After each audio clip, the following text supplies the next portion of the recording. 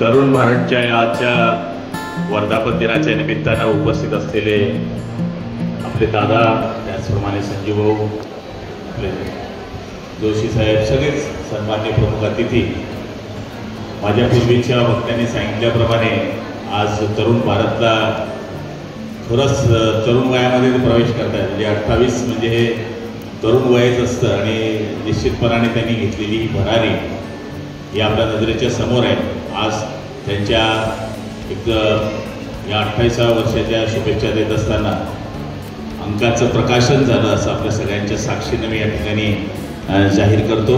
आणि तरुण भारत म्हणजे आपल्याला सगळ्यांना कल्पना आहे की याच्या मागे नेहमी असं म्हटलं जातं की हा एखाद्या पक्षाचं बाजू देण्याचा प्रयत्न करतो. पण मला तरी जेव्हा वाचनामध्ये आहे तर सकाळ आणि तरुण भारत हे जे 2 वृत्तपत्र आहे मी नेहमी वाचत असतो, त्याच्यामध्ये कधीच कुठल्याच पक्षाची बाजू घेतली जात नाही. म्हणजे माझी जरी बातमी असेल आणि मी मूळ काँग्रेसी जरी असेल किंवा मी इतर पक्षाचा जरी असेल तरी ती बातमी वाचताना मी पाहिलेली आहे. त्यामुळे तरुण भारत हा जनतेचा या ठिकाणी आवाज आहे आणि जनतेमध्ये निश्चितपणाने त्यांनी आपलं एक स्थान निर्माण केलेलं आहे. आदरणीय संपादक महोदयांचं आणि त्यांचं खूप मी अभिनंदन करतो.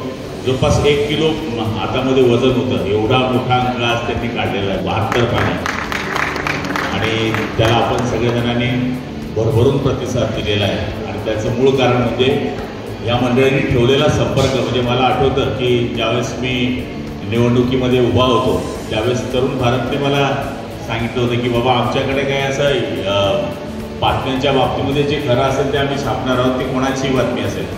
आणि आम्हाला त्यावेळेस दिसलं की जे प्रतिस्पर्ध्याची बातमी असेल तर तीही छापली आणि आमची असेल तर आमचीही छापली.